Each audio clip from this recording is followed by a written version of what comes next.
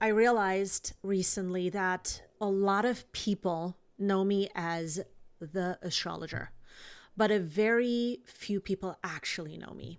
And honestly, I think this episode is also the beginning of a more personal series for me. I want to be able to share more about how I got to today and what shaped me in being an astrologer and why I read the way that I do.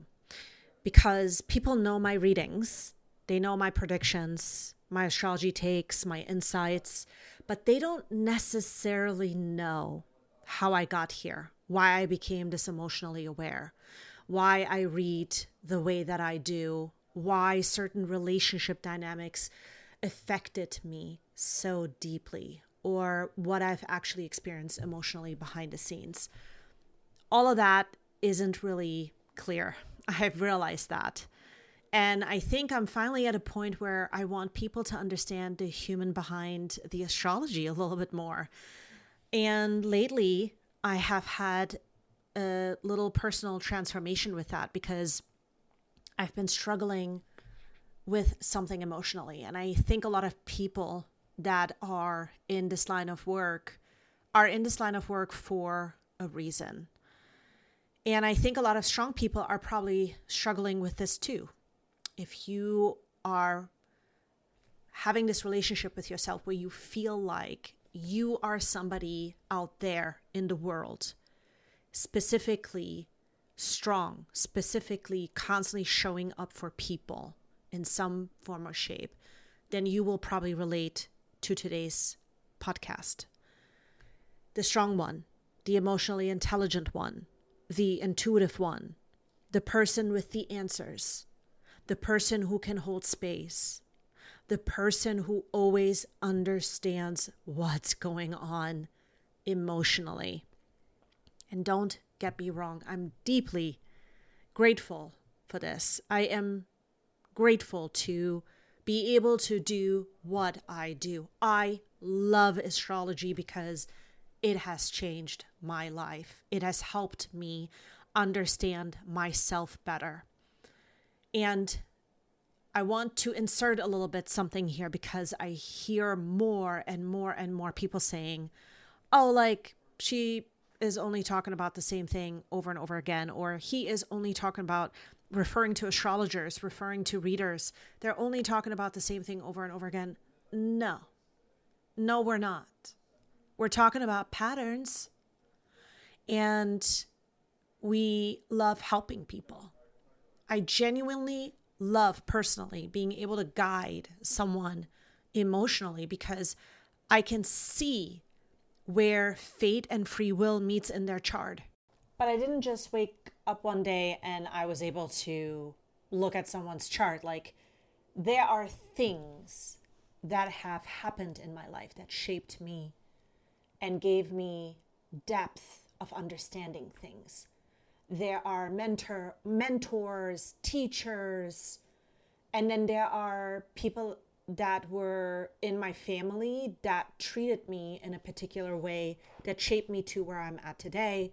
There's life experiences, there is marriage, there is divorce, there is becoming a mom, getting sick. All of those things brought me to where I am at today. Which brings me to today's topic that I am struggling with. One thing that I'm struggling with is the loneliness of being an astrologer.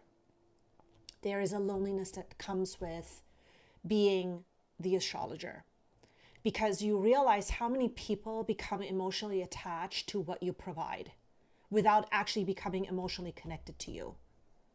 But I'm not talking about clients. I want to make this distinction here. I will circle back to the client part in just a moment. Lately, I've had a realization that's been really hitting me hard, especially because I have my South Node in Capricorn. And when you have a South Node in Capricorn, you come from a very emotionally closed up place. You are able to put things into a box. You're able to put them away. You can deal with that later. And that's one of the things I have definitely done in my life.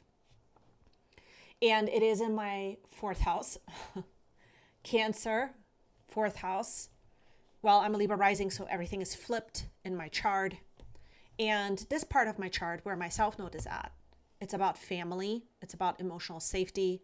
It's about the home where I grew up. Was there nurturing? Was there protection? This is about the nervous system, the inner child. And honestly, I feel like this has been sort of pulling some emotions out of me lately that I normally would be keeping sort of underneath.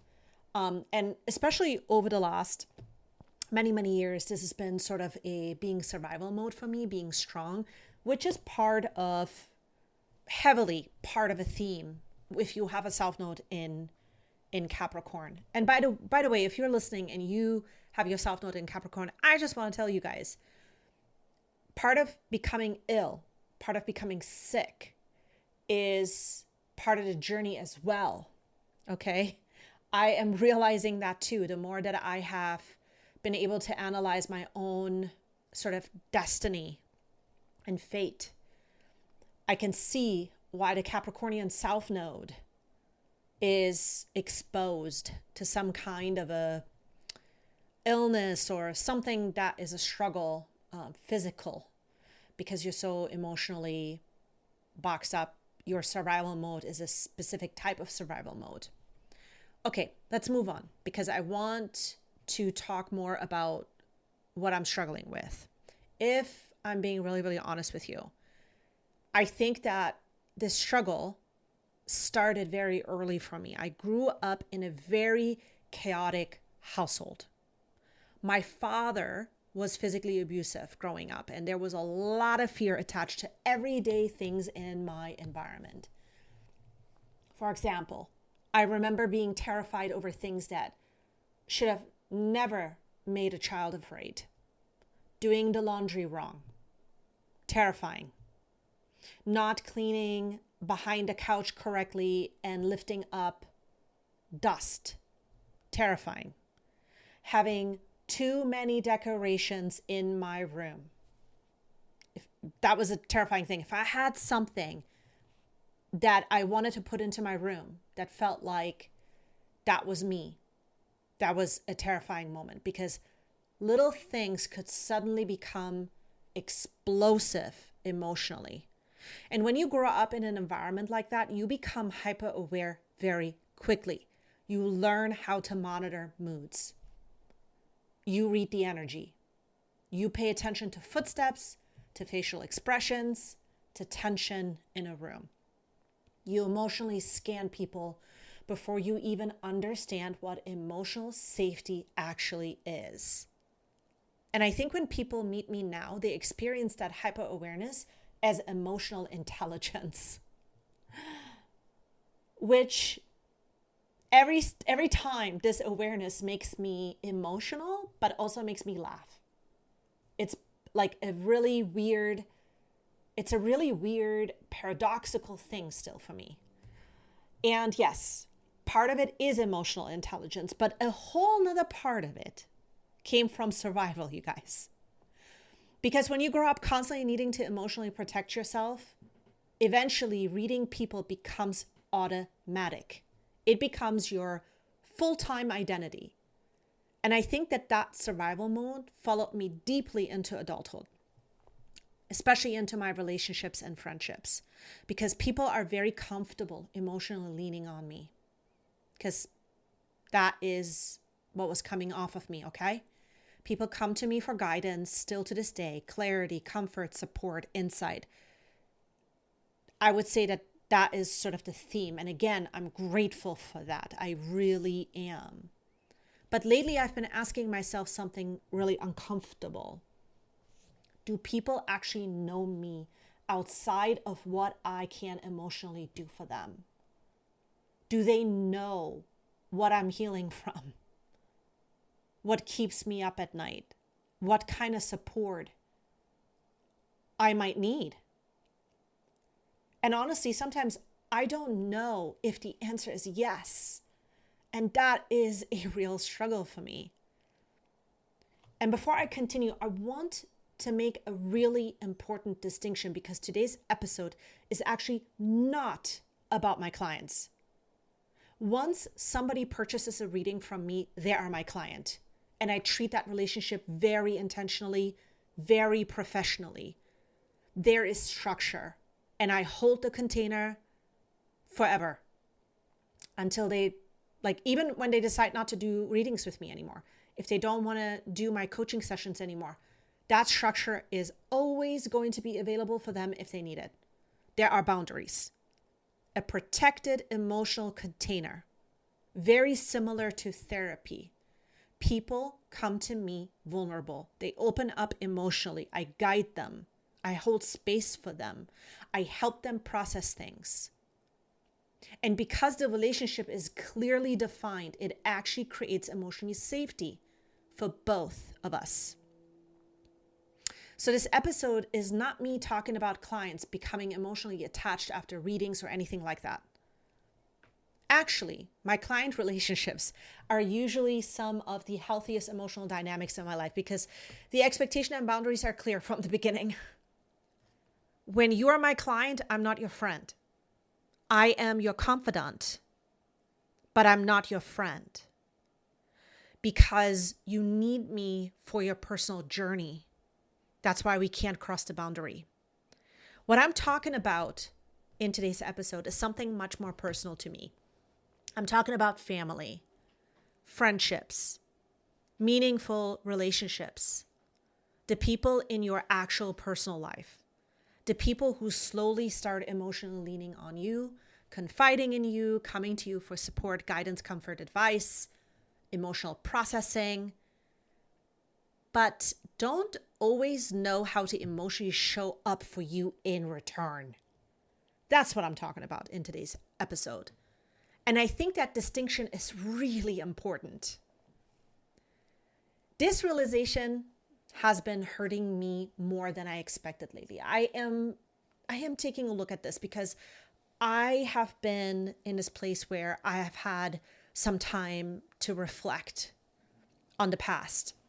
And still things that are happening right now in my life because, we moved to Austin here in Texas like a year ago. And when I moved away, a lot of my friendships by proximity quieted down. And in addition to all of that, I got close to a few new people this year, and there's been a pattern, and that pattern is still present. So, for example, a person who will specifically, will seek out because I feel like talking to them is easy, talking to them is fun. But then I start noticing something whenever I open up more deeply about something in my life, because they ask me a question and then my natural tendency is to just, share my emotions and then my life, my childhood, or things that I'm processing emotionally. Suddenly, they have to go. Or the text messages slow down, or the energy shifts. But when they're emotionally overwhelmed or struggling, they immediately reach out to me. So I've been trying to rationalize it. I thought maybe I'm overthinking it. Maybe my timing is bad. Maybe they're busy. Maybe. Okay. So this is a pattern that I've noticed when I am trying to connect to family members or deepen my relationships, specifically friendships.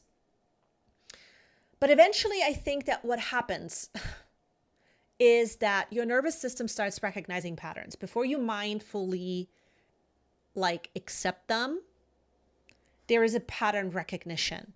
And I think one of the hardest realizations for emotionally aware people is understanding that not everybody who is emotionally attracted to your energy is emotionally available. It's like, even when I say this out loud, it is so sad. It's a deep one. Some people, They will love your insight. They will love the comforting energy, the nurturing energy you might have, your ability to emotionally hold space for them. But reciprocity, actually emotionally showing up for you consistently, that's different. And more than ever, do I see a deeper layer of this. I think a lot of healers, intuitives, astrologers, therapists, emotionally aware people quietly struggle with this exact feeling. I really do believe that. There's a lot of them out there. And people become emotionally dependent on your wisdom without being emotionally curious about you. And those are two very different things. So let me go a layer deeper. I've been thinking a lot lately about family and also cultural conditioning because I grew up in Germany, and I've realized as I've gotten older that the mentality around safety, structure, survival, and specifically security, there is a very different energy here in the United States. And there are beautiful things about that mentality. But I also think when you combine survival mentality with family trauma, fear, emotional suppression, like abuse, people stay stuck in unhealthy emotional cycles for a long time. Trauma is one of those things like true trauma, okay? You have to peel it back, and you have to work whatever you're peeling back, whatever you're discovering. You may have to work that pattern over and over and over again before you get it. Before you have the choice to do something about it. Because oftentimes you don't think that you have the choice to do something about it because survival becomes normal. Endurance becomes normal. Emotional suffering becomes normalized. And honestly, one of the hardest parts of healing is grieving not only what happened to you, but grieving the version of life that could have existed if fear had not been running everything. If survival had not been running everything. And I think that is the part of why our South Nodes always feel so emotional and so personal in our chart. At least it is like that for me. Because it's forcing me to ask uncomfortable questions. Do people actually know me? Or do they mostly know the role I play in their life? Am I emotionally loved? Or am I only emotionally needed? You see, both, I believe, are so important. They're not the same thing. Being emotionally loved or emotionally needed are two very distinct things. And in a relationship, any kind of relationship, you have to be able to do both. Each person. Sometimes another person is going through a tougher time, so you will be emotionally needed more. And sometimes that's not the case. It's not always going to be the same. You cannot keep it balanced. Like, I'm not saying perfection here. I think for me, the biggest thing that I'm learning right now is being emotionally needed is just like not the same thing as being loved as well. And if you are somebody who identifies yourself as a strong person out there in the world all the time, like you put on an armor, you put on a mask, you go out there and you are constantly showing up for other people in some kind of capacity, then this episode is going to be for you because I see you. I think a lot of strong people are finally starting to realize that, especially the strong friends, the healers, the intuitives, the emotional aware ones, the people everyone leans on emotionally while quietly assuming that they're okay. Like they're absolutely fine. They're strong. Like nothing can mess with them. And maybe that's why this episode feels so important for me to make, because I don't want to only be perceived as the astrologer. I want to share this because I want to go a layer deeper into what my life experiences are and why they shape me to go into astrology. Astrology is helping me understand patterns. It's helped me understand why I went through abuse in my childhood. I mean, I've got a Saturn-Pluto conjunction in my chart. If you know anything about astrology, the Saturn-Pluto conjunction only happen about every 34 years. I was born with one. And it's in my first house, you guys. Saturn rules the father. First house. You know, that's how we begin to walk. That's how we begin our dharma, the journey, and the 3 different octaves of learning how to interact with the world, depending on what our rising sign is. Now, Saturn here can also obviously bring positive things, but with a Pluto conjunction, there is violence here. There is abuse. There's some level of trauma that breaks you down so that you can methodically build yourself back up, a system that only you get to learn. Anybody who was born in the 81, 82, maybe even some of 83, you know what I'm talking about. All those 80s kits. You guys get it. Because you've got the resonance of this Saturn-Pluto conjunction somewhere in your chart. And what I want to say with that is that I'm still being a human underneath all of that. I still have grief, loneliness, fear, doubt, healing, questions. I have needs. And honestly, I think part of healing for me now is learning that emotional reciprocity matters. Not just emotional access, not just emotional dependence, not just emotional admiration, reciprocity. People who actually want to know you, not just what you can emotionally do for them. And I think a lot of us are finally starting to understand the difference.